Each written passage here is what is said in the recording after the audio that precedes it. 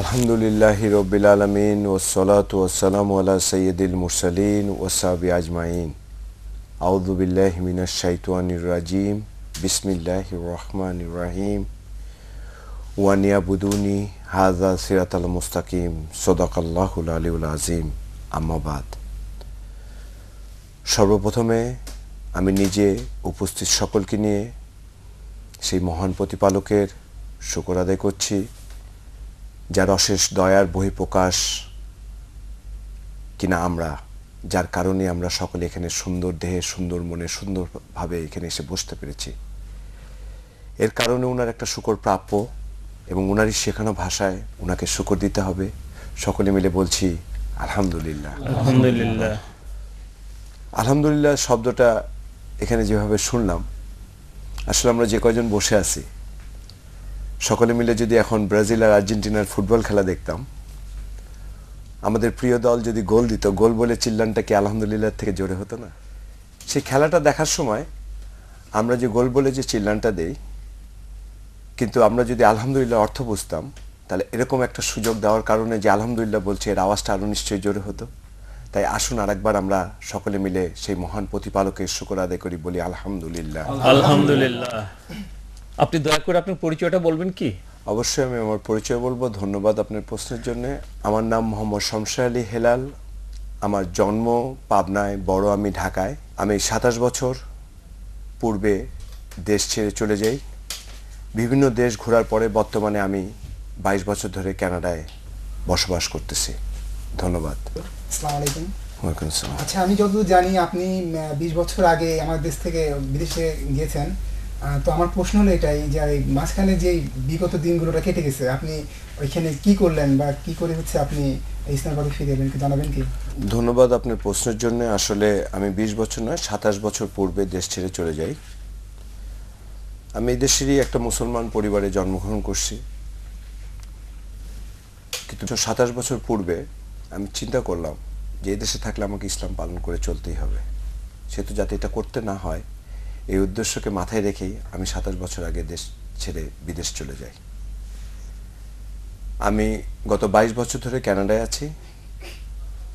15 বছর পূর্বে আমি ইসলামের ছায়াতলে আসি, সেখান থেকে আমার ইসলামের যাত্রা শুরু। বর্তমানে আমি কানাডাতেই আছি। ধন্যবাদ। আপনি যে বললেন 27 বছর পূর্বে যে আপনি বিদেশ চলে গেলেন ইসলামের ভয়ে, কিন্তু আবার কানাডায় গিয়ে যে আপনি ইসলাম গ্রহণ করলেন, মানে ইসলামের প্রতি দুর্বল হলেন কেন? এই উত্তরটা আমাকে দিবেন কি? ধন্যবাদ, আপনি একটা সুন্দর প্রশ্ন করছেন। আমি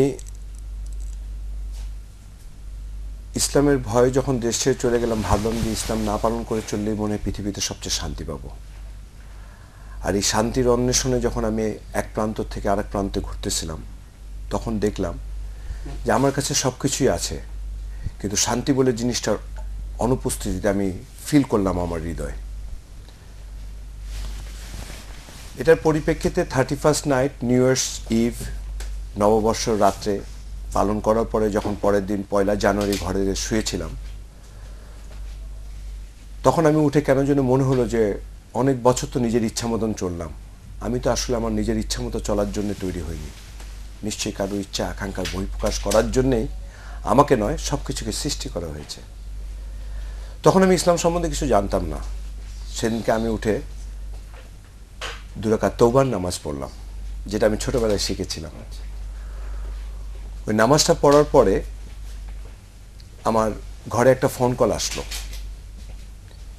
যে ফোন কলটা আমাকে বলল যে তুমি কি করতেছিলে? আমি বললাম যে আমি নামাজ পড়তেছিলাম। আমার সেই পরিচিত মানুষটা অপর প্রান্ত থেকে বলল, এটা আবার কবে থেকে শুরু করলে আর কয়দিনের জন্য শুরু করলে? কথাটা আমার কাছে এমন একটা মনে হলো যে সে আমাকে কটাক্ষ করে কথাটা বলছে। নামাজ পড়াটা যেন আমার ভুল হয়ে গেছে।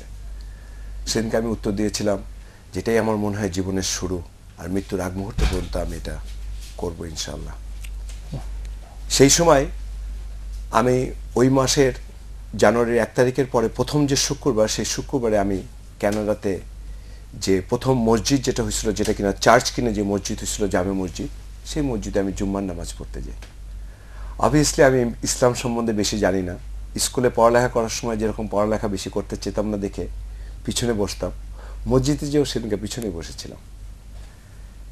কিন্তু সেদিনকে ওখানে মিম্বার থেকে যিনি খুতবা দিচ্ছিলেন ওনার নাম ব্রাদার আব্দুল হাকিম। উনি ইসলামে আসার পূর্বে একজন খ্রিস্টান, একজন আমেরিকান। উনি ইসলামে দীক্ষিত হয়ে ইসলামের জ্ঞানে এতই জ্ঞানান্বিত হয়েছেন, ওদিনকার মিম্বার থেকে খুতবার থেকে ওনার কাছ থেকে যে কথাগুলি শুনেছি সেটাই আমাকে এর অনুপ্রেরণা করা শুরু করলো, এবং সেখান থেকে আমি আমার এই শান্তির খোঁজে খুঁজতে লাগলাম। আর সেই শান্তি খুঁজতে এসে আমি জানতে পারলাম এবং বুঝতে পারলাম একমাত্র যিনি সৃষ্টি করেছেন তার দেওয়া জীবন বিধানের মাধ্যমেই, চলার মাধ্যমেই শান্তি পেতে পারি।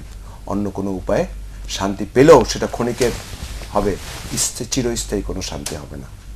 আর সেদিন থেকে আমি আমার জীবনে কোরআন পড়ে ইসলামকে বুঝে পালন করা শুরু করছি। ধন্যবাদ। এখানে আমার একটা প্রশ্ন আছে, সেটা হলো যে আপনি এই যে ইসলামের পথে চলতে যে ইসলাম গ্রহণ করার বা ইসলাম তো আপনি আজকে মুসলমান, হয়তো ভুলবশত হোক যেভাবে কারণ হোক আপনি ইসলাম থেকে একটু দূরে সরে গেছেন, আবার ইসলামকে আপনি কায়েম করার পথে চলে আসছেন। এই পথে চলতে যে আপনি কোন কোন বিপদের সম্মুখীন হয়েছেন বলে আপনার মনে হচ্ছে? আমি আসলে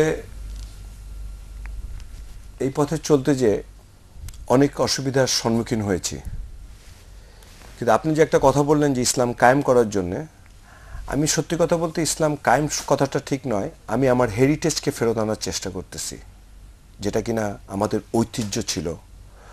সকালবেলা উঠে আজান শোনা, সকালবেলা প্রত্যেক ঘর থেকে কোরআনে আওয়াজ শোনা, সেই আওয়াজটা কেন যেন মনে হয় যে আজ এখান থেকে হারিয়ে গেছে।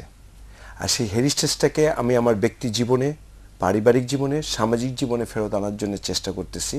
সেটা এটাকে ইসলাম কায়েম বলেন আর নিজের ঐতিহ্যকে ফেরত আনা বলেন, এটা যে কোনো একটা। তবে এটা সত্য যে আমি সত্যের পথে সকলকে নিয়ে চলতে চাচ্ছি। আমার নাম ছিল মোহাম্মদ, যার কারণে 9/11-এর পরে এবং পূর্বে অনেক ঘটনা ঘটছে। তার ভিতরে আমি একটা ঘটনা আপনাদের সঙ্গে আপাতত শেয়ার করতেছি। ওই দেশের মানুষরা আসলে খুব ভালো। ভালো বলতে এই জন্যে যে ওরা যখন কথা বলে সত্য কথা বলে, যখন কারোর সঙ্গে চোখে চোখ হয় হাসি মুখে আপনি দেখে তাকায় হ্যালো বলবে, যেটা কিনা আমাদের সালামের মতো। যেখানে আমাদের দেশে অনেক সময় সালাম দিলে অনেকে প্রশ্ন করে, উত্তর না দেওয়ার পূর্বে প্রশ্ন করে, ভাই আপনাকে তো চিনলাম না। তাই বললাম যে আমার তো সালাম দেওয়াটা ভুল হয়ে গেছে। তখন বলে যে না, আপনি সালাম দেওয়া ঠিকই আছে, কিন্তু আপনাকে তো চিনলাম না। আমি বললাম যে তাহলে ওয়ালাইকুম সালাম বলেই প্রশ্নটা করতে পারতেন। তো যাই হোক, আমরা ওখানে যে ইয়েটা দেখছি, ওই দেশের মানুষের ভিতরে একটা জিনিস, ওরা একটুখানি বাজে শব্দ মাঝে মাঝে ব্যবহার করে, যেটা আপনারা যদি ইংলিশ সিনেমা টিনেমা দেখেন দেখবেন, FUCKING শব্দটা প্রচণ্ডভাবে ব্যবহার করে। আমার গাড়িতে 3 জন কাস্টমার, স্যাটারডে নাইট 3 জন কাস্টমার উঠছে। আমি তাদেরকে বললাম গুড ইভিনিং। তা একজন উঠে আমাকে বললো লিভ ইয়োর, এই একটা বাজে শব্দ যেটা আছে FUCKING, এই শব্দটা ব্যবহার করে বললো যে লিভ ইয়োর, এই শব্দটা বলে ইভিনিং। আমার তখন পায়ের রক্তটা মাথায় উঠে গেল। কিন্তু আল্লাহ সুবহানাহু ওয়া তাআলা অশেষ রহমত, আমার তখন স্মরণে আসলো কুনতুম খায়রা উম্মতি উখরিজাত লিন-নাস, তুমি তো যে কোনো মানুষ না, তুমি হলো মানুষের ভিতরে একজন শ্রেষ্ঠ মানুষ, কারণ তুমি ইমানদার। সেটা আমি তখন কী করলাম, আমার রাগকে প্রশমিত করে তাকে প্রশ্ন করলাম where you want to go. তখন সে আমাকে বলল I want to go FUCKING downtown. সে আমাকে শব্দটা দুবার ব্যবহার করলো। তখন আমি চিন্তা করলাম আমার তো এখন আবার ডিউটি বেড়ে গেল, কারণ তা'মুরুনা বিল মারুফ, সৎ কাজে আদেশ দেওয়া, অসৎ কাজে নিষেধ দেওয়া, এটাই তো যে শ্রেষ্ঠ তার কাজ। তখন আমি তাকে বললাম যে তুমি আমাকে কোন দিক দিয়ে যেতে বলো। তখন সে আমাকে বলল তুমি গো FUCKING ফার্স্ট ওয়ে।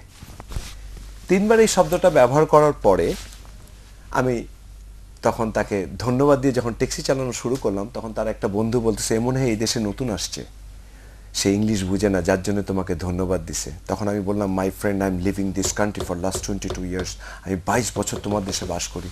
তখন বলল তুমি যে আমাকে থ্যাংক ইউ বললা। আমি বললাম যে দেখো আমি তো মাছ খাই, কাটা খাই না। তখন ওই বন্ধুটা উঠে আমাকে বলল মাছ খাও কাটা খাও না, এটা তো কেউই খায় না। আমি তখন তাকে প্রশ্ন করলাম ভাইয়া কেন খাও না?